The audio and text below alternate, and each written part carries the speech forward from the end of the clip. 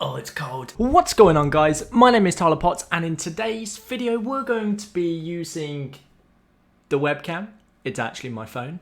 And React combined to create one amazing camera application. So, as you can see on screen, I know my camera's over there and I'm over here, but anyway, we've got this little snap button down here on this little app we've got here. So if I look over to the camera and I give a cheeky smile, you can see there is, oh my god, it's the same person.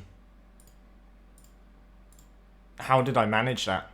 Anyway, and then we can close it and go back to taking enough photos. So we can take a good one. Boom, and there you go. This guy right here, you can see I'm not very good at posing. I'm very blurry because I'm moving all the time, but it's fine. There you go, bam. So we've got me taking photos as me. And yeah, so that's what we're going to be building today, guys. So without further ado, let's get started.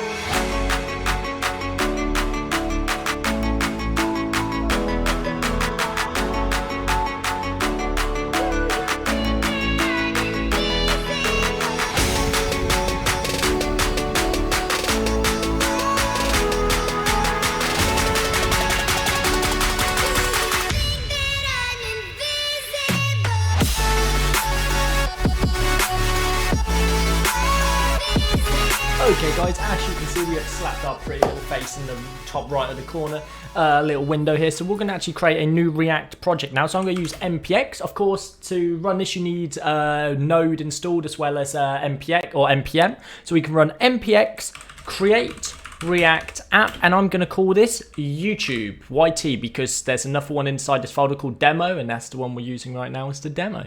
So let's hit enter and wait for this to run. So now this can take a while on my Windows machine. For some reason it takes a very long time. So while this does, I will pause the video and then we'll come back to it when you know it's done. Okay guys, so now we have we've got this set up, so you can see it can say CD into YouTube, and we click in here and we run CD into the YouTube, clear. And then we can run npm start. When I hit npm run start, it's going to start our development server. Bam, so you can see it's going to open up here. So now you're going to lose my face because when we refresh this, you can see it's now gone. My face is gone. So a bit of a sad day, but it's fine. Next up, we're going to want to open up that project in Visual Studio Code. So head over to where you installed it. We've got loads of things in here. Let's just go to React Camera, YouTube. Let's drag this into, oh yeah, that's not how you do it on Windows, is it? You right click and open with code. Sorry if I'm a bit sluggish on the good old Windows boy. I have been using the Mac for the past 6 years, and I finally returned to a Windows machine to do a few tutorials. Anyway guys, so we're here. We're going to delete a few things. We'll share it by deleting the logo. Boom, we're going to get errors. That's fine. We're going to delete the web report thing, setup test. We don't need the app.test. We're not here for that. We're not doing any testing. We're going to go in here and we're going to remove this. Boop. We're going to remove this. Boop. And we're going to hit save. Bam. So it's going to give us a couple of errors. So we're going to go into app.js and we're going to remove both of these because we don't want app.css anyway. We're going to do everything in index.css. That's looking good. Let's delete everything from in here. And I think that is good, right? I think we're good there. So let's get our markup step. So bam, it's going to say, blah, blah, blah, knows its file directory is logo SVG. I'm not even importing it. Where are you getting that from? Cool. So in here, we're just going to say, we're going to have a camera. So we're going to have a camera element. Hit save. This is annoying. Go away. Refresh. There we go. Much better. Yeah, camera element. Inside there, we're going to have a video element. We're not going to have a source. We're going to have a reference. Now, this reference is going to be referencing video ref. We're going to set this up in a second. We're going to be using React's useRef feature to get a reference to a DOM element. We're then going to get a button in here, which is going to say snap. And this will have an on-click event. We're not going to add that right now. Oh, I saved. Let's just import that now. So we're going to say import React. And then we're also going to import useRef, useEffect, and useState. The three use terms we're going to be using from React. We're going to go in here and just quickly say, oh, and also I want to go in here, tab size, detect, it's going to say 2, we're going to say convert to tabs using 4, bam, there we go, just to fix some, ugly looking stuff. Okay, let's bring that up like that. Cool. That's good. Hopefully that's zoomed in enough. Let's zoom in one more and we can just shut this sidebar for now. How do you do that? Click, delete. There we go. So up here, we're just going to say constant is equal, or constant bam. We're going to say, no, const, what do we call it? Video refs equal to useRef. And we're just going to set that to null to start with. Hit save and that should go bam. There we go. We've got that. We're then going to have another one called photo reference. So the photo reference is going to actually be a reference to our canvas. So let's just say useRef. Again, no, same procedure, same stuff there. Now underneath the camera, we're going to have a result. Now the result tab is basically going to be where we, once we've taken our photo, where we place it. So we're going to create a canvas. Now we're going to have a reference on this. Again, it's going to be using the photo ref. So we've got a reference to this canvas element. We're then going to get a button, and in here we're just going to say close. Hit save, and there you go. We've got our snap and our close button. Probably should capitalize it to keep it consistent. And add an exclamation mark, because, you know, consistency is key in these sort of things. So we've got snap and close. That's all we've got. And that is all the markup we actually need. Well, we're going to need a bit of more, like in here, for example. We need to change this to be this, and we've got to turn that into a string, and then we're going to plus some parentheses, and in here we're just going to say has photo, because we've got to check if we actually have a photo, and if we do, we want to add the class of has photo to it, else we're just going to leave it blank. Hit save. So has photo is not defined. Cool. So we need to use useState here, so we're going to say has photo or set has photo. It's equal to useState, which is going to be equal to false, because we're not going to start off with a photo. So there you go. That is now set up. So when we get a photo, we're going to set it as having a photo, which will open up the photo window, and then we can either save it or close it, whatever we want to do. It's up to us. And there you go. So we now have these elements here. Now we're going to need to set up, well, let's first off start by getting our camera reference. So we need to actually be able to see our camera. And to do that, we're going to create a function or a method here called getVideo, which we're going to set equal to an arrow function. We're then going to use Navigator. Now, Navigator is actually Windows.Navigator. Obviously, you don't have to prefix it with the Windows. And we can use this to get something called media devices. And then we can say get user media, and then we've got to tell it what we want. So we want the video with a width of 1920 and a height of 1080. That's actually currently what my webcam's feed is. And that's why we're going to use those sizes. Obviously, we're not going to display it as that size, but it means you can scale it and, you know, with a bit more, yes. Let's just break this onto a new line just to make it look a bit cleaner, and then we can let's break that onto a new line too. I feel like that looks cleaner that way. And then after this, we're going to say .then, and now we're going to get a callback or a promise, which is going to be our stream. Now, our stream is the video feed, so we're going to be actually getting the video feed. So what we've got to do is we've got to set let video equal our video reference dot current. So what this is going to do is going to get our current reference to our video, which would be equal to this video element here. And then we're just going to set the video dot source object equal to stream. We're then going to say video dot play, and that's going to play it immediately. So I think that should be it. So we've got our video, we're setting our video reference, and then we're just going to set its source to the stream and its video equal to play. So we're just going to set that, save. Over here, if we refresh, are you going to ask us? Are you going to ask me? Oh, well, that's not going to work, is it? Because we actually need to call it. Now, we're going to quickly do a catch and catch an error and just say console.error. Error, if there's any errors, it will throw it to us. And now under get video, we're going to be using our use effect. So we're going to say use effect. We're going to pass through get video. And then what we're going to do is, well, sorry, this needs to be an arrow function first, don't it? It needs to be called from within a function. So let's do this, use effect. And then what we're going to say is get video. Now this would work, but what we want to do is we want to pass through an array of values that if they change, that's when we can call this. So we're going to say video ref. So once video ref exists, so this will be set straight away, then we'll call use effect. Because if we don't use effect after the video has been set, we're going to have some errors because obviously the video won't exist and then this will error. Oh, whoa, okay, I'm on the right. There's some guy over on the right there, guys. He's, you know, what's up, guy? Oh, wait, I got to come over. What's up, guys?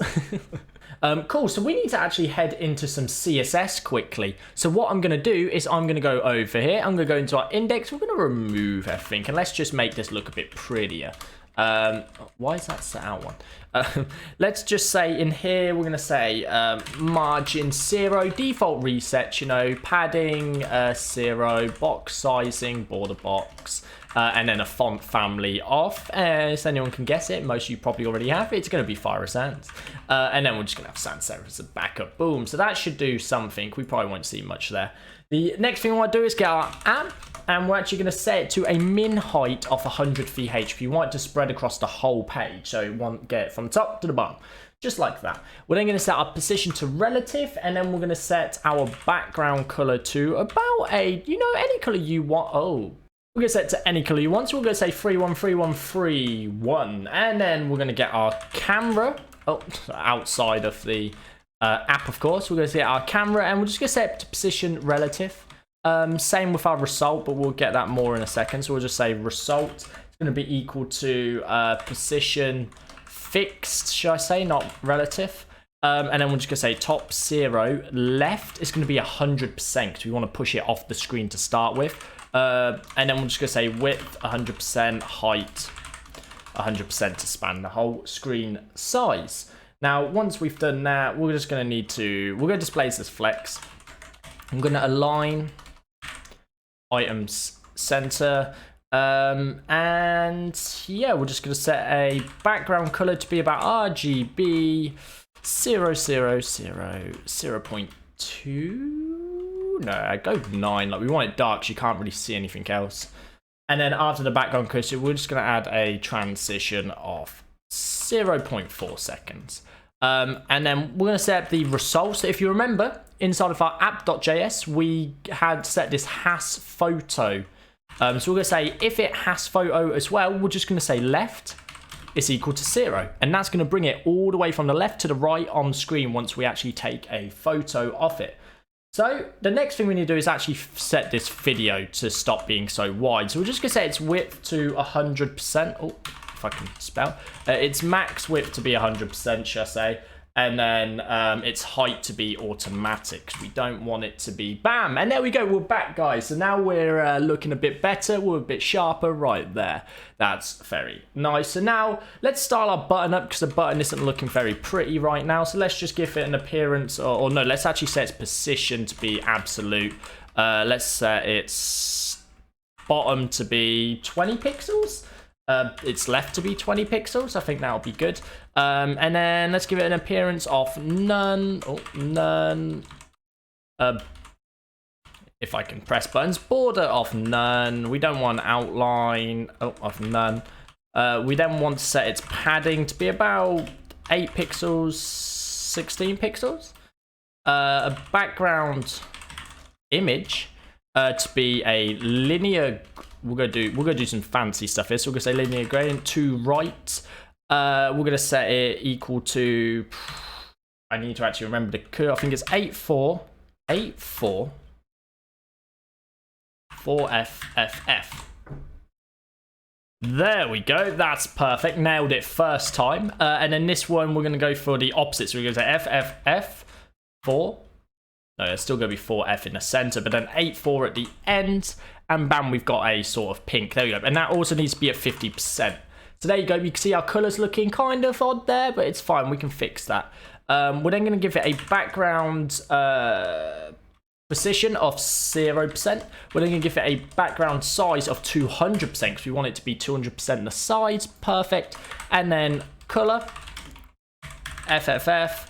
Font size about 24 pixels will do. Save, and then don't get the font weight. We got up that a little to there. There we go. That should be good. And then let's do button on hover, and then when you hover it, we're just going to say background position is equal to 100%. So it's going to swap ends. So look, if we go that, you can see it swaps, but we need to add a transition so you can actually see it. So transition 0.4 and save. And there you go. Let's add a cursor pointer to that too, so it actually shows. There you go. So now we've got this lovely little button. Now we spent a lot of time on the button for no absolute reason, but let's actually go back to our app now and set up a take photo function. So what we're going to do is we're going to go back into here and we're going to create a new function. So up here underneath get video, we could just say const, and we're just going to set it to take photo is equal to an arrow function, which is always useful. And we're going to get a width and a height. So we're going to set the width to 414 pixels. It's roughly an iPhone size. And then the const will be, or the height will be about 350. Well, no, it'll be the width divided by 16 divided by 9. So what this does is actually working out a 16 by 9 ratio. So because we're using 1920 by 1080, that's 16 by 9. So we're going to take the height and we're going to divide it by the ratio there. And that's going to give us the height. Once we've got the height, we actually want to get reference to our video, which is going to be video ref.current, and then our photo. So photo is equal to photo ref.current. We're then going to go photo.width is equal to width, photo.height is equal to height. Let's give that space because it's going to really annoy me else.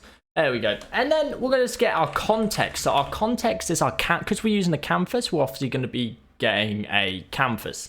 So we're going to say ctx photo.get context, and this is going to be 2D, of course. We're not doing anything fancy. And then we're going to say ctx.draw image. So now we're going to place an image on screen. The image we're going to place is the video feed. So the current status, we're going to set 0, 0, and then we're going to say width and height.